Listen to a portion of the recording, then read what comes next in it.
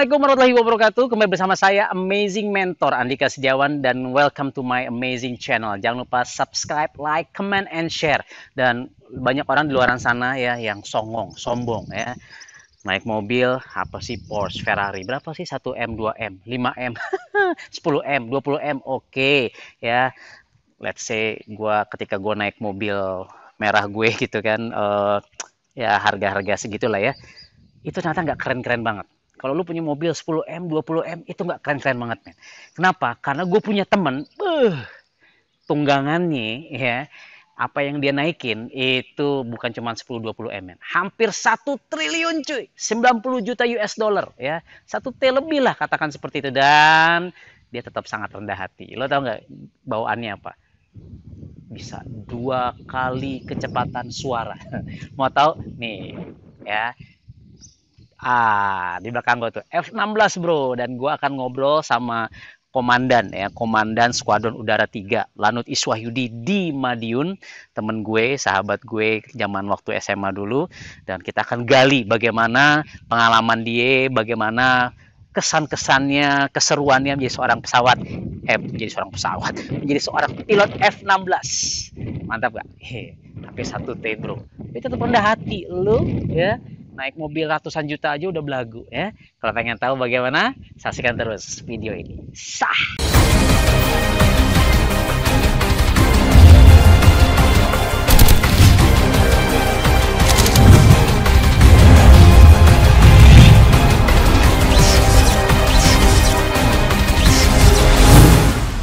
Bro, sini. Ya, gue pengen ngeliat. Ya, gue pengen kasih tahu sama lu. Nah, ini ada peluru kendali nih, bro. Ada peluru kendali. Ya, kita lihat. Peluru kendalinya ini harganya 5 miliar. Satu pelurunya 5 miliar. Push. Ya, kalau sampai meleset ya nggak kena tuh sasarannya. 5 miliar hilang. Tapi tenang, ini lihat ada kameranya. Woi, gue bisa selfie nih. Ya, ada kameranya, itu bisa. Rumah lo di mana? Kok jahat sama gue telepon temen gue ini ya, langsung disetting, dikejar, pelurunya bisa langsung mendarat di rumah lo. Ngebayangin aneh-aneh banget ya. Oke, kita akan naik pesawatnya ya. Gue nggak boleh nyetir sih karena kaki gue nggak nyampe, tapi kita akan duduk di kokpitnya seperti apa, merasakan rasa menjadi seorang pilot F-16. Oke. Ini dia temen gue, Bro Agus Dwi Arianto ya, a.k.a. Wolverine kalau gue manggilnya Ucil. Kita akan ngobrol-ngobrol sama dia, kita gali pengalamannya. Tapi sebelumnya gue boleh nggak bro naik bro? Boleh. Nggak bayar nih? Enggak. Bener. Nih nggak ditangkap polisi nih, gue naik nih? Enggak. Kesempatan bro, let's go. Asik. Kayaknya YouTuber pertama kali naik F-16 gue nih kayaknya nih. Kita ngerasain nih bro. Gue depan belakang nih? Gue depan. Wih. Gue pilot, lo co-pilot ya? Oh salah ya, padahal pengajar yang di situ ya. Pemirsa, F-16. Mantap. Bismillahirrahmanirrahim. Wuhu. Allahu Akbar. Ini gimana cara naiknya nih? Oh, balik kanan. Ini pengalaman pertama gua naik F-16, luar biasa. Oke? Masuk. Tapi nggak boleh lihat dalamnya, rahasia negara. Dari situ aja cuy, ya nggak? Ini kaki kanan dulu ya? Yes. Oh, kaki kanan dulu. Bismillah ya. Bismillah. Sunahnya kaki kanan dulu, ya kan? Waduh. Oke. Sip. Pemirsa, kita akan mencoba untuk terbang. Enggak deh. Nutup pintunya. Kalau mobil gua bisa kebuka kap atasnya, set gitu kan? Ini juga bisa. Jadi kalau mobil gua 2 pintu, mobil temen gua 1 pintu. Makanya lo kalau punya mobil 2 pintu nggak usah belagu. Yang paling keren mobil 1 pintu. Oke, Cil? Oke. Ini tombolnya wajah mencet ya, gue takut salah pencet nih. Tarudal terbang sama gue. Hehehe. Tangannya di dalam ya bro. Oh, siap.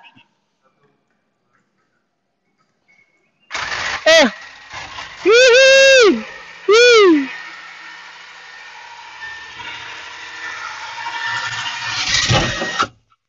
Wow.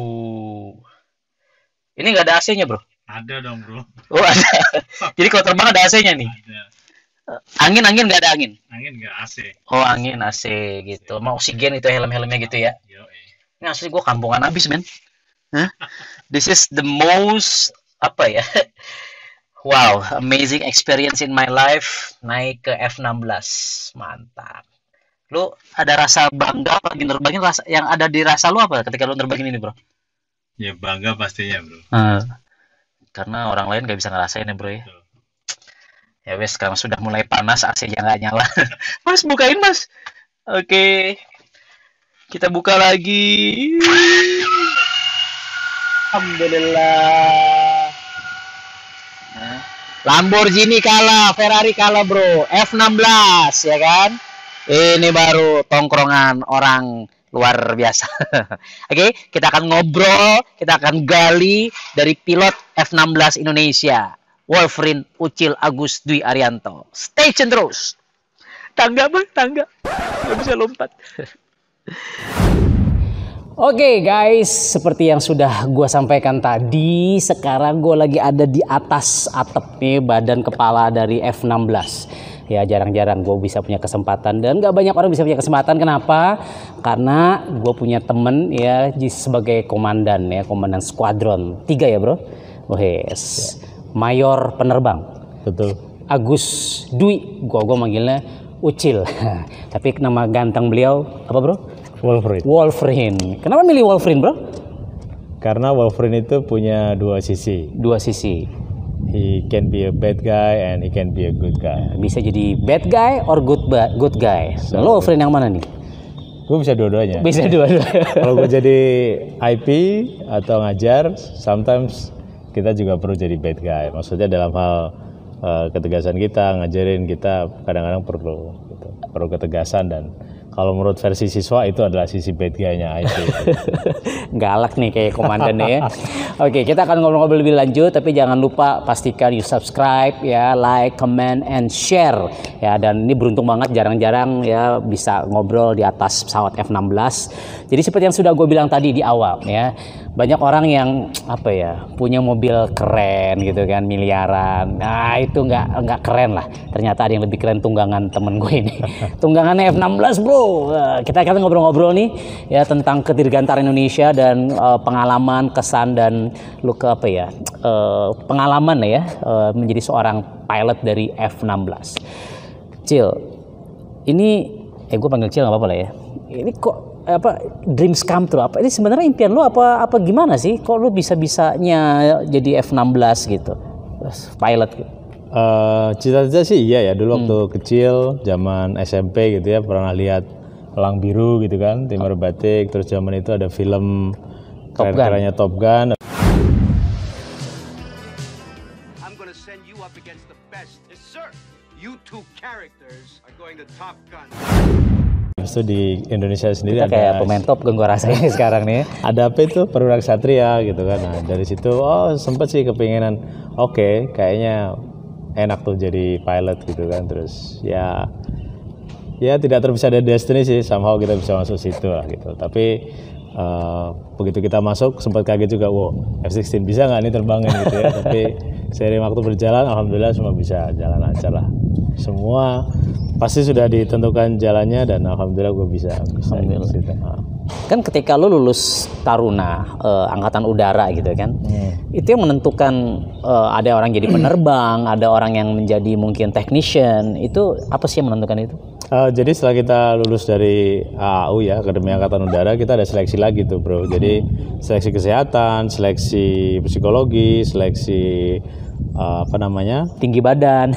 Iya, gua nggak masuk gitu karena ya ini nggak nyampe kaki gue cuy.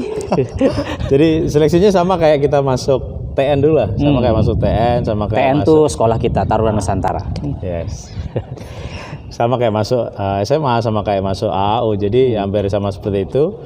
Kemudian disitulah masuk sekolah penerbang, termasuk ada tes namanya aptitude test. Jadi tes bagaimana bakat dia dalam terbang, apakah dia takut fear of flying, fear of heights gitu ya.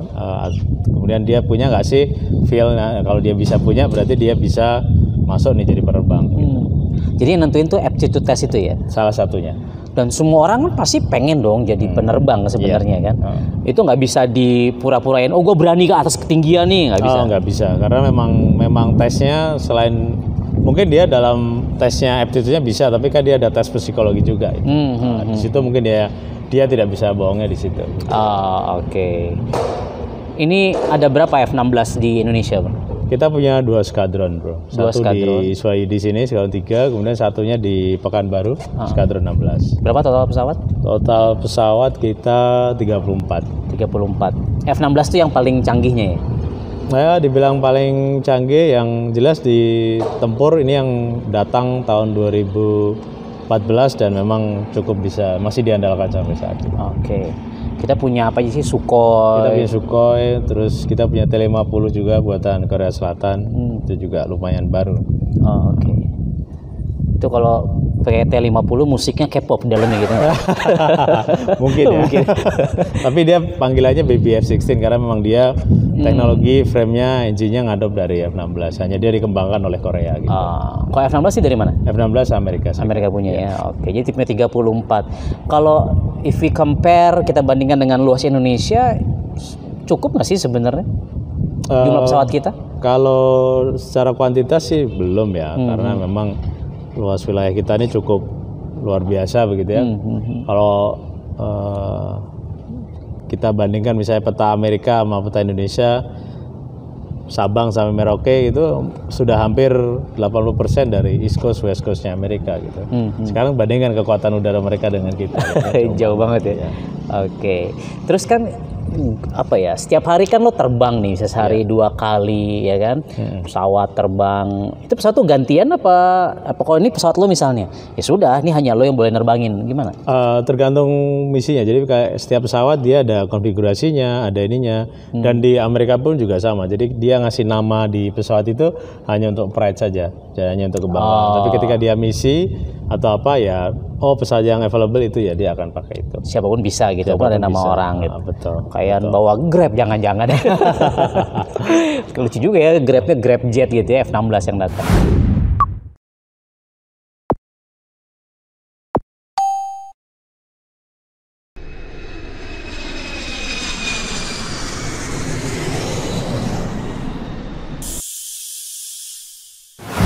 Nah, jadi kalau lu terbang-terbang nih, itu sebenarnya latihan kah, apa patroli kah, itu ngapain sebenarnya? Jadi bisa dua-duanya. Kita misinya bisa latihan atau bisa operasi. Kalau operasi biasanya kita ada macam-macam juga, ada pengamanan perbatasan misalnya, ada pengamanan, kan kita punya nih alur laut kepulauan Indonesia yang kita buka memang untuk penerbangan dan pelayaran. Nah, itu juga ada patrolinya gitu. Pulau terluar ada lagi patrolinya.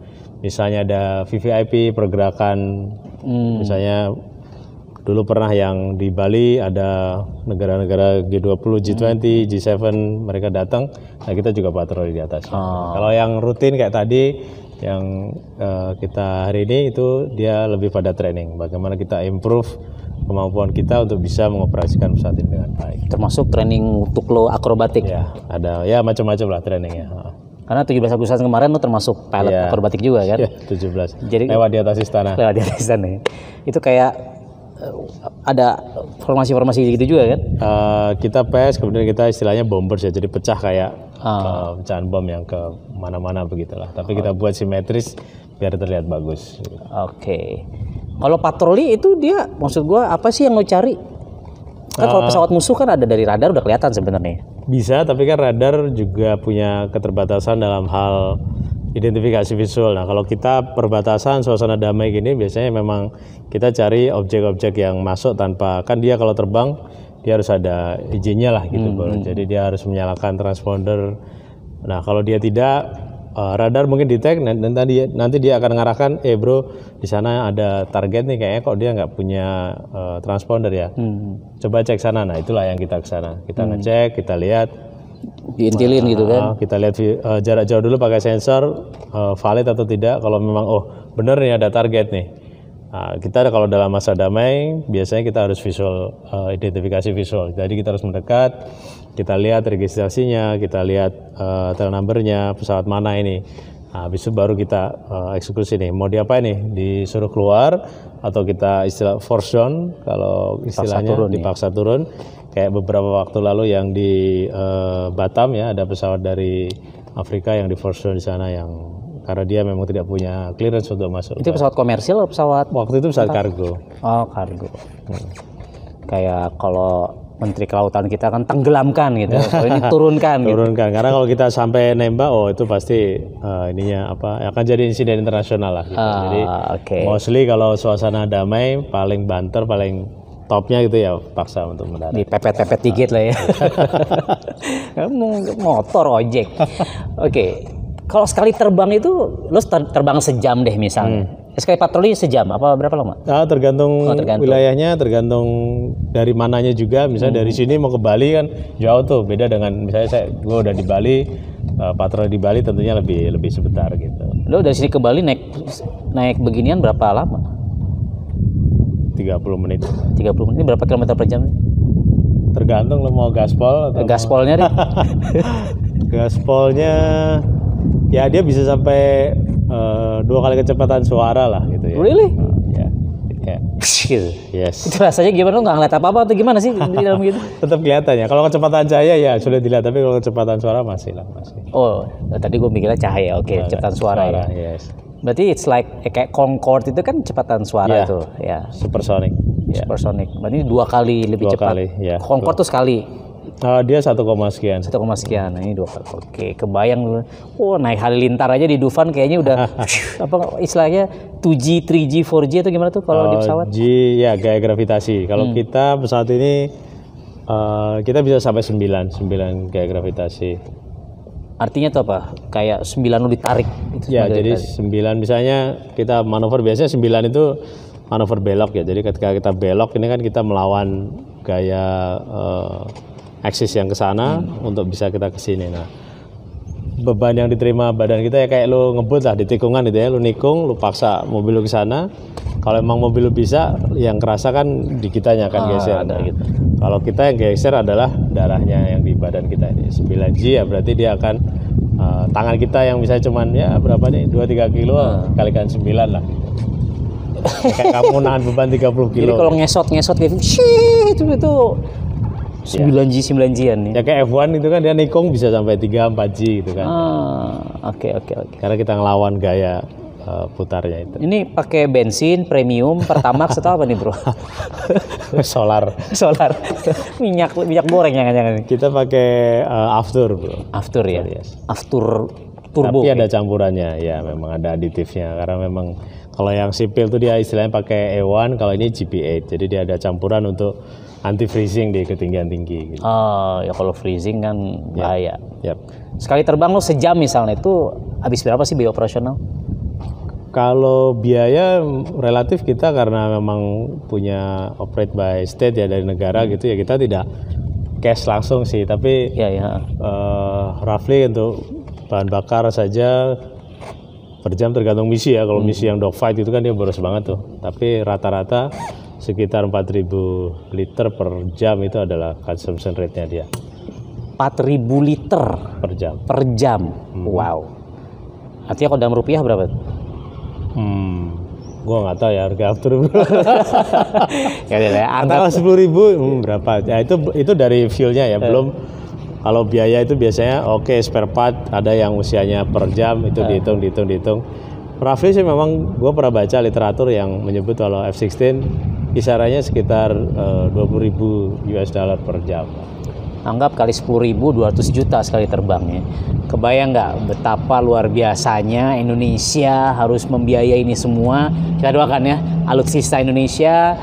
Ini termasuk alutsista bukan sih? Termasuk ya. Pesawat-pesawat terbang kita ya bisa semakin banyak semakin luar biasa. Amin. Bro, ada nggak pengalaman yang paling menegangkan, pengalaman yang paling seru gitu ketika selama lu jadi pilot gitu? Pengalaman emergency sih yang khususnya karena kita single seat ya rata-rata, jadi ketika mengalami emergency biasanya emang itu pengalaman yang nggak akan kita lupain lah gitu. Dulu gue pernah ngalamin emergency itu di Halim, setelah landing itu jadi pesawat gue nggak mau berhenti, Bro. Oh, jadi lu sudah landing nih, udah sampai ke landasan. Iya. Landing, terus? Kemudian kalau di pesawat ini kan di belakangnya ada parasutnya ya. Ya. Udah gue keluarin itu parasut ya, udah keluar, tetap aja nggak mau berhenti gitu kan. Ya seperti refleks saja di situ bahwa memang kita ada drill ya, ada simulator gitu untuk bagaimana sih respon kita kalau emergency. Jadi waktu itu gue kayak nggak mikir gitu, atau gue execute itu emergency checklistnya dan pesawat berhenti meskipun hanya tinggal ya 20 meter lah dari ujung runway satunya gitu. Tapi pada saat diinvestigasi memang ada permasalahan di sistem pengeremannya itu. Tapi dari situ yang mindset yang gue ingat dan gue teruskan ke adik-adik gue adalah bahwa emergency handling mindsetnya harus memang ketika kita naik itu kita harus siap untuk menghadapi apapun itu termasuk emergency. Dan emergency tidak cuman gue bisa nih baca ini, enggak, harus bisa juga ketika alam bawah sadar kita karena memang kecepatannya tinggi ya gitu ya, apa ini. Nah kalau kita apa ininya udah stuck, kenapa nih nggak berhenti? Ngeblank gitu ya. Aduh, kalau gue kali panik kan. Aduh, zikir gitu. Ya zikir mah harus lah ya. Oke. Jadi apa namanya, parasutnya nggak kebuka. Parasutnya kebuka, cuma pesawatnya tetap nggak mau berhenti. Oh, remblong lah gitu kali ya. Yes. Oke. Kalau motor remblong masih ya, begitu ini pesawat bro, ya kan hampir 1 T satunya ya. Iya, hampir. $90 juta kurang lebih, luar biasa. Kalau di atas, lu pernah pengalaman apa yang paling menegangkan gitu? Kalau di atas, kita pernah sih yang sampai sekarang waktu itu nggak tahu. Jadi waktu itu salah satu presiden US mau datang ke sini, terus kita ada namanya scramble ya, karena memang ada target yang nggak dikenal. Biasanya dari Komando Pertahanan Udara Nasional tuh bilang, ada target sini lu berangkat. Jadi kita buru-buru berangkat lah, scramble gitu. Kita airborne di selatan Jogja lah, selatan Jogja sana itu. Targetnya itu di 55.000 feet tinggi tuh kalau untuk pesawat ya. Itu ada yang terbang. Ada sesuatu ya, ada sesuatu di situ tapi tidak bisa diidentifikasi oleh radar di bawah. Kita naik ke sana bisa kita lock gitu, tapi kita sampai ngejar itu nggak bisa bro. Kita sampai berpikir apa yang kita kejar itu. Nah, suspeknya memang waktu itu salah satu drone dari US yang dikirim untuk mengecek, mungkin ya ngecek sigapannya kita atau gimana gitu. Tapi yang lain-lain memang yang menurut gue menarik ya, fun dari salah satu profesi ini adalah kita banyak terlibat dalam kegiatan latihan bersama juga sama negara lain gitu. Kita ketemu sama F-18, kita ketemu sama pesawat dari Eropa, dari Rusia, dari India, itu exciting lah gitu bro. Jadi bertukar pengalaman, terus dalam satu misi bareng-bareng dengan bahasa, logat dan budaya yang berbeda-beda gitu. Tapi masih bisa gitu dan fun banget lah kalau menurut gue. Dan secara skill pilot Indonesia nggak kalah lah ya sama mereka. Lah, kita masih bisa ya, karena memang kita juga banyak belajar langsung dari US juga. Ya karena kan yang gue lihat ya, mau pelautnya kita, mau angkatan daratnya kita nggak kalah gitu kan, juara bahkan di banyak kompetisi kan. Betul. Di luar sana gitu. Oke. Lu kalau latihan itu peluru latihan tembak pernah juga gini? Latihan. Ya kayak yang sekarang ini yang kita naikin, kita lagi latihan penembakan Maverick. Maverick itu rudal dari udara ke darat, dasar permukaan. Termasuk juga yang tipe terkini yang kita punya gitu ya. Dan itu tadi memang kalau alutsista terutama yang Air Force memang agak ekspensif ya, karena memang teknologinya juga teknologi yang boleh dibilang latest gitu lah. Iya, itu tadi lu bilang 5 miliar satu peluru. Satu peluru cuy 5 miliar. Mau nembak apaan? Pura-pura latihan 5 miliar. Ya, oke. Apa tuh namanya? Eject gitu belum pernah ya? Amit-amit belum pernah. Maksudnya di latihan enggak ya? Kalau latihan kita ada semacam kayak simulatornya gitu, ada sih di Jakarta ya, untuk kita gimana kita eject. Karena posisi badan juga harus benar ketika eject gitu. Jangan sampai kepentok juga ya, gitu kan? Ya risiko cedera kan bisa eject gitu, karena lontaran itu kalau tadi pesawat 39G, lontaran kalau eject itu bisa 13 sampai 15G. Oke. Hanya karena roket yang ada di bawah kursi kita itu. Oh, itu ada roketnya lagi ya. Wow. Oke, terakhir bro. Sorry nih, kan kita satu SMA dulu kan. Dan kita we are not the paling pinter, we are not the best student at that time gitu kan. Kita biasa-biasa aja gitu, tapi terus ternyata, nah ini nih hikmah motivasi yang pengen gue share ke teman-teman. Tapi kan misalnya gini, kita bukan yang the best one at that time kita sekolah, terus tapi sekarang lo punya karir yang bisa dibilang the best one gitu. hikmahnya apa sih, atau apa yang lo bisa sampaikan ke para viewers gua, para penonton gua di ranah sosial media YouTube ini? Apa tentang dreams, tentang apa gitu? Coba gue pengen lo sharing kepada mereka. Yang pertama sih kita dimanapun berada gitu ya. Karena waktu itu begitu kita lulus SMA, gue pun juga nggak yang 100% gue pengen masuk ke AAU kan, nggak juga bro. Waktu itu gue juga MPTN, gue juga ngambil beasiswa kayak yang di Singapura gitu kan. Meskipun waktu itu kenapa sih gue AAU, karena memang ternyata AAU waktu itu bukan pengumuman duluan gitu. Ketika waktu itu apakah ada penyesalan? Enggak juga sih. Sehingga hikmahnya waktu itu apapun yang ada di depan gue saat itu, gue akan fokus ke situ dan ayo do the best di situ gitu. Do the best di situ. Jangan sampai kita sudah masuk di situ, akhirnya kita malah nyesel karena kita nggak berbuat yang terbaik. Karena ketika kita ibaratnya kereta waktu itu setelah selesai SMA masuk sini, ya sudah itu jalur gue akan maksimal di situ. Tentunya tidak lepas dari namanya kita udah berusaha, ya berdoa lah bro. Karena semua pasti ada campur tangan yang di atas untuk kesuksesan kita pasti. Sehingga semua kalau menurut gue kita berusaha, dan gue selalu berdoanya minta yang terbaik bro, bukan jadi yang the best, bukan lulus, bukan ini, tapi gue minta yang terbaik gitu ya. Karena catat guys, insya Allah kalau kita minta yang terbaik, kalaupun menurut kita gagal, tapi karena gue yakin doa gue dijabah, yang tadi tuh yang terbaik buat gue.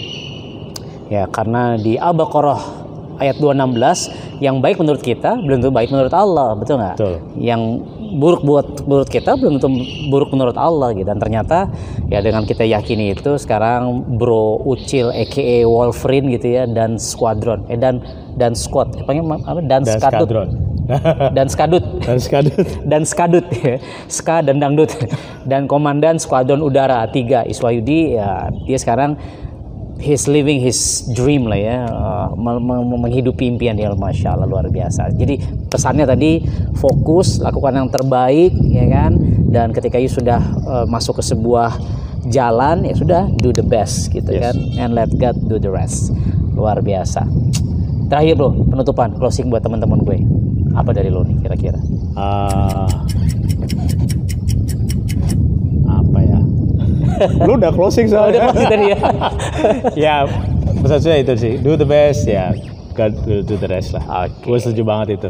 Cakep. Okay, ya, jadi kalau buat teman-teman yang punya cita-cita jadi pilot ya, coba komen di sini ya, kita doakan bersama dan doakan orang-orang Indonesia, pilot-pilot terbaik Indonesia ini bisa menjalankan amanahnya luar biasa ya, supaya menjaga ya kehormatan, menjaga keamanan ya Indonesia Raya di udara. Asik. Jangan lupa subscribe, like, comment, and share video-video ini. Kita akan bikin lagi video-video yang jauh lebih menarik lagi, yang lebih seru lagi. Kalau sekarang di F16, siapa tahu nanti saya bisa ke teman saya yang lain, si Amri Hawk ya? Yes. Sukhoi Hawk ya? Banyaklah kawan-kawan saya pilot ya. Saya juga pengen jadi pilot, cuman apa daya kaki nggak nyampe gasnya gitu. Tapi pilot nggak ada gas kayaknya, ada di tangan. Gasnya di tangan. Gasnya di tangan. Oke, thank you banget. Assalamualaikum warahmatullahi wabarakatuh. Bye-bye.